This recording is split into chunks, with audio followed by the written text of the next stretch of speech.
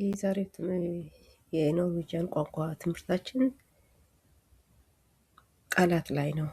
የኖርዌይ ወይም ኖሽክ ቃላቶች ሁሉም ምድብ ቦታ አላቸው ወይም ክፍሎች አሏቸው። እነዚህ ክፍሎች በ10 ይከፈላሉ እና በኖርዌጂያን እነዚህ 10 ምድብ ቦታዎች ምን ምን ይባላሉ ስንል አንደኛ ቫርብ ይመጣል። ከዛ አድቫርብ፣ ሱብስታንቲቭ፣ አድጀክቲቭ፣ ፕሬፖሲሽን፣ ኮንጁንክሽን፣ ኢንተርጀክሽን፣ subjunctions እና ዴተርሚናቲቭ ይባላሉ። እነዚህ በአማርኛ ስንገልጻቸው የመጀመሪያው ቨርብ ግስ ይባላል። አድቫርብ ደግሞ ተውሳከ ግስ፣ ሱብስታንቲቭ ስም ነው። አድጀክቲቭ ቅጽል ስም፣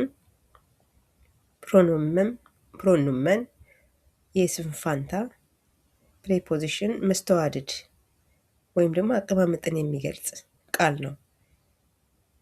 ኮንጁንክሽን እሱም መስተጻምር ነው ወይም ደግሞ ሁለት ነገሮችን የሚያያይዝ አያያዥ ነው።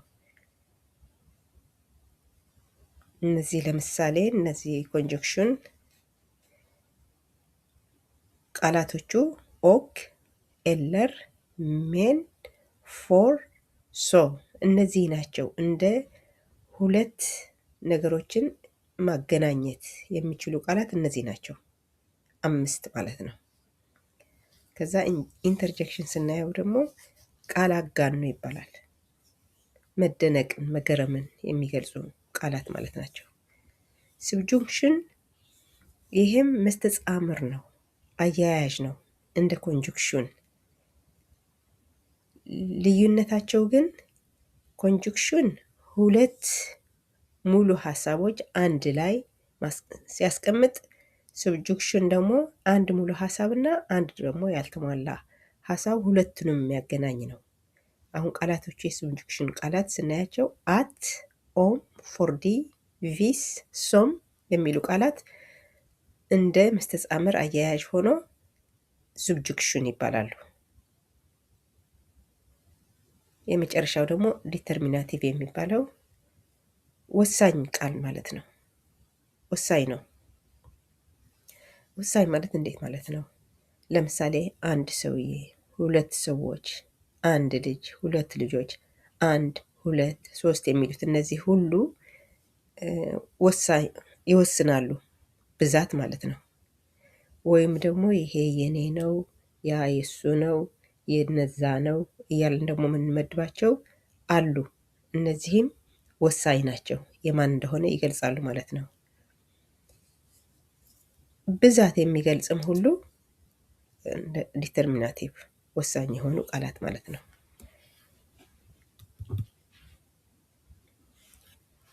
አሁን የኖሽ ቋንቋ ስናይ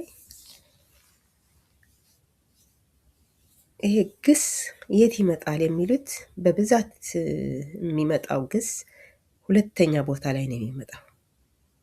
ሁለተኛ ቦታ ነው የሚሆነው። በአማርኛ ይሄ ይቆይልን፣ ግን እንደ ምሳሌ የወሰድኩት አንድ አለ። አባቴ ምሳ እየበላ ነው። ለምሳሌ ግሱ እዚህ በላ የሚለው ነው። እዚህ እንደምናየው አሁን ሶስተኛ መጥተዋል። በሌሎቹ ሙሉ ሀሳቦችም እንዴት ይመጣል አሁን እዚህ አንገባም። በኖርዌጂያን ግን ሁልጊዜ ግስ ሁለተኛ ቦታ ላይ ይመጣል። አንዳንድ ጊዜ ረዘም ያለ ፈጻሚው ሰው ወይም ደግሞ ፈጻሚው አካል ረዘም ሊል ይችላል። የግድ ሁለተኛ ካልሆነ ሳይሆን እናነባዋለን። ረጅም ፈጻሚ ካለ ከዛ ቀጥሎ የሚመጣው ቨርብ ነው።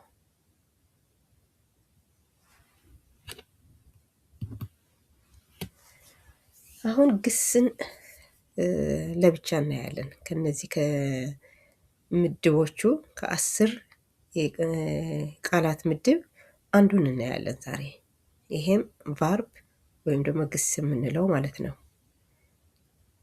ግስ አሁን በ3 ይመደባል ለራሱ። አንደኛው ግስ ፍጻሜ ወይም ደግሞ ሃንድሊንግ ይገልጻል። ሌሎቹ ግሶች ደግሞ ሁኔታን ይገልጻሉ። ቲልስታንድ ይባላል። ሌሎች ደግሞ አካሄዱ ሁሉ ነገሩ አካሄዱ የሚገልጽ ደግሞ ፕሮሰስ ይሉታል። ሶስተኛ ማለት ነው። ስለዚህ ፍጻሜ፣ ሁኔታና አካሄድ የሚነግሩ ሁሉ እንደ ግስ እንላቸዋለን ማለት ነው። ብዙ ጊዜ ስንማር እኛ ፍጻሜ ወይም ደግሞ ሃንድሊንግ ነው በቀላሉ የምንማረው። ምን እያደረገ ነው፣ ምን እያደረገች ነው የሚለው ግን ምን እያደረገ ነው፣ ምን እያደረገች ነው ሳይሆን ደግሞ ሌላ የሚገልጽ አለ። ሁኔታ የሚገልጽና አካሄድ የሚገልጹ ግሶች ደግሞ አሉ። ለማንኛውም ግን ለምናደርገው ንግግር ይሁን ጽሁፍ ይሁን ማንኛውም ነገር አንድ ግስ ውስጡ ከሌለ ምንም ትርጉም አይሰጥም፣ መግባባትም አይቻልም።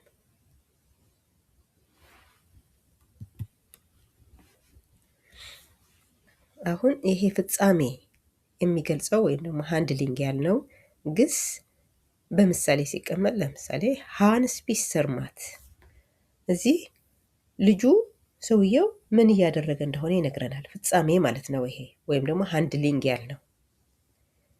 ከዛ ሁለተኛው ደግሞ ቲልስታንድ ያልነው ሁኔታ የሚነግር ግስ ማለት ነው።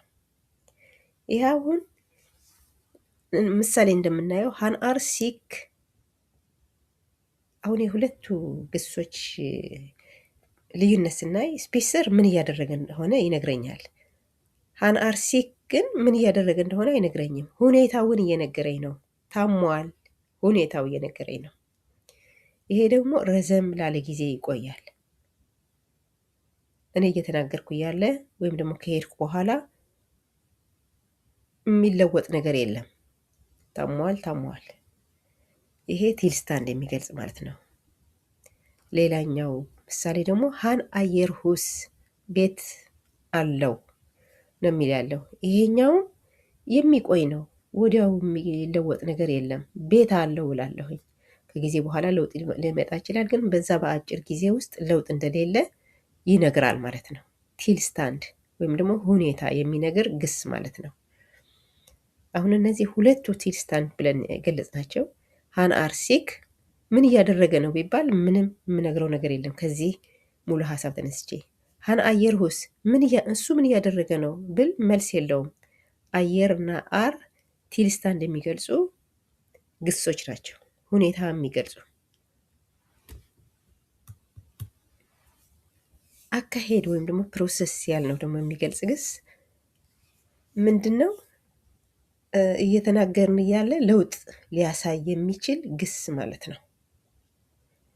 ለምሳሌ ሃን ቮክሰር እያደገ ነው ካልኩኝ እየተናገርኩ እያለም ሲሄድም በዛን ሰዓት ውስጥ ለውጥ አለ። እያደገ ነው ይቆማል። እንደ ሃን አር ሲክ እንዳልኩት እዛ የሚቆይ ነገር አይደለም።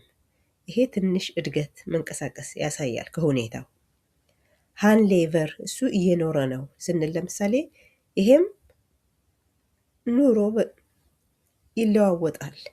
የሆነ እድገትም ሊሆን ይችላል፣ ወደታችም ሊሆን ይችላል፣ ግን ለውጥ አለ።